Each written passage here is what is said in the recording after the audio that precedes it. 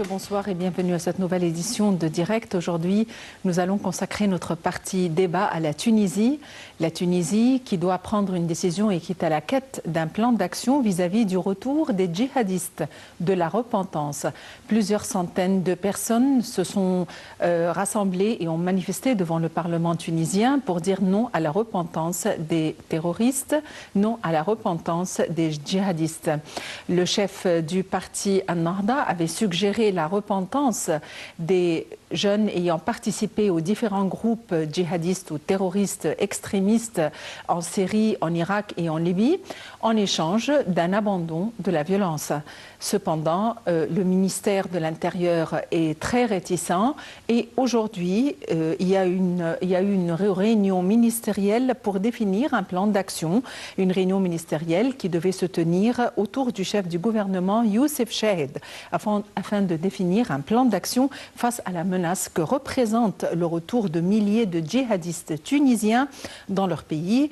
Ils y participent, et à cette réunion participent l'ensemble des ministres concernés par la prise en charge du phénomène. La Tunisie compte plus de 800 terroristes ayant participé dans différents groupes terroristes dans différents pays au Proche-Orient. Donc voyons les détails dans ce compte rendu.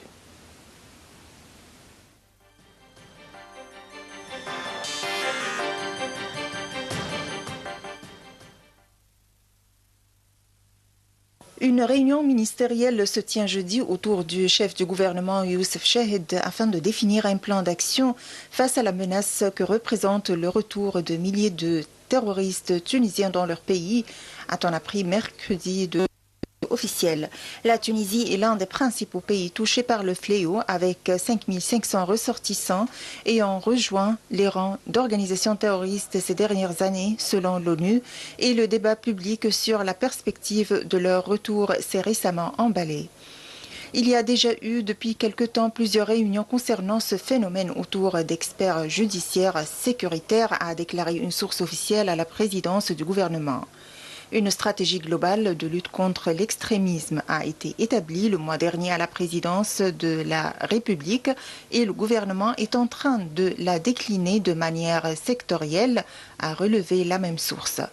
Cette stratégie s'articule selon la présidence autour de 4 axes: prévention, protection, poursuite judiciaire et riposte.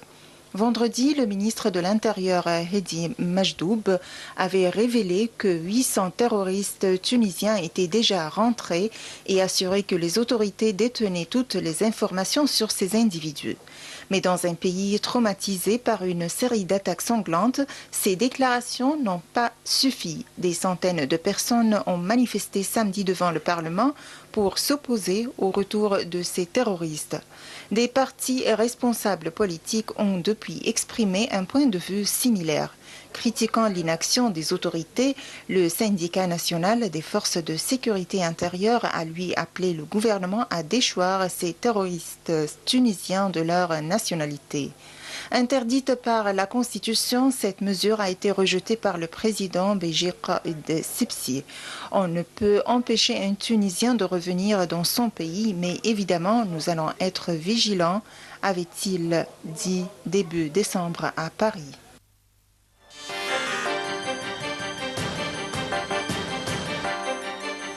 L'Irak, où l'armée irakienne lance la deuxième phase de l'offensive contre Daesh à Mossoul.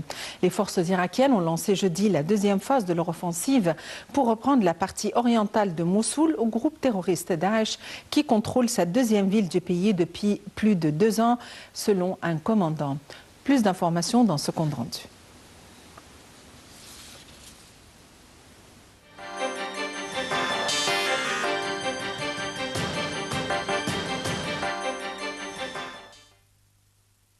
Les forces irakiennes ont lancé jeudi la deuxième phase de leur offensive pour reprendre la partie orientale de Mossoul au groupe terroriste Daesh qui contrôle cette deuxième ville du pays depuis plus de 2 ans, a annoncé un commandant. La deuxième phase a été lancée pour libérer la partie orientale de Mossoul, a dit le lieutenant-général Abdelghani Saadi des forces d'élite du contre-terrorisme, le CTS. Nos forces ont commencé à 7 heures, soit 4 heures GMT, à progresser vers le quartier d'Al-Quds et affrontent à présent l'ennemi qui résiste. Simultanément, les soldats irakiens avancent sur les fronts nord et sud hors de la ville septentrionale de Mossoul, dernier bastion en Irak de Daesh qu'il occupe depuis juin 2014. Depuis le début de l'offensive le 17 octobre, les forces d'élite ont reconquis plusieurs quartiers de l'est de Mossoul et se rapprochent du Tigre, le fleuve qui traverse la ville, mais les terroristes continuent d'occuper la totalité des quartiers dans la partie orientale de la cité. Mardi, le Premier ministre irakien avait assuré que les forces de sécurité avaient besoin de 3 mois pour éliminer Daesh de Mossoul. Les forces gouvernementales épaulées par la coalition internationale antiterroriste dirigée par les États-Unis se heurtent à une forte résistance de Daesh et le groupe extrémiste continue aussi à perpétrer des attentats dans des zones d'où les forces armées l'ont délogé.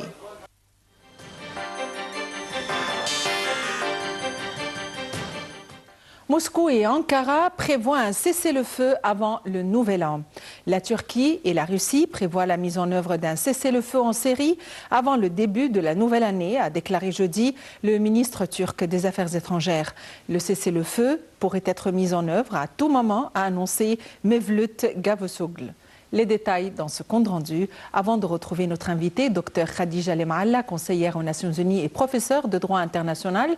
Notre partie débat porte sur la Tunisie qui est à la quête d'un plan d'action face à la repentance des djihadistes.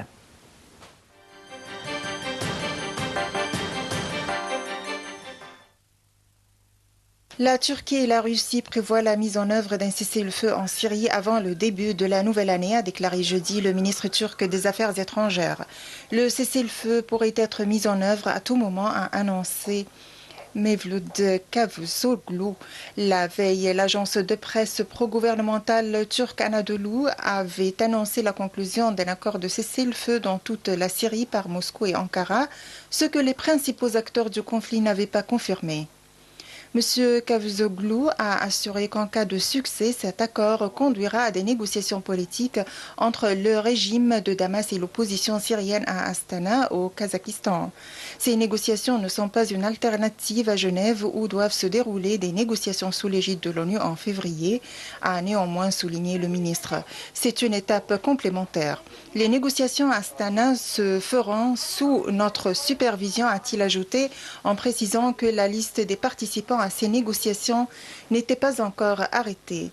M. Cavusoglu a répété que la Turquie poursuit ses efforts avec la Russie pour obtenir un cessez-le-feu, ajoutant que Moscou serait le garant du régime de Damas, quel que soit l'accord trouvé. Le chef de la diplomatie turque n'a pas donné plus de détails concernant le cessez-le-feu, mais a ajouté que la Turquie serait également garante de l'accord. La Russie et la Turquie sont très impliquées dans le conflit syrien où elles soutiennent des partis adverses. Ankara appuie les rebelles tandis que Moscou, tout comme l'Iran, est un proche allié de Damas. La coopération russo-turque a permis la conclusion d'un cessez-le-feu il y a 2 semaines à Alep, permettant l'évacuation de milliers de personnes des quartiers tenus par les rebelles.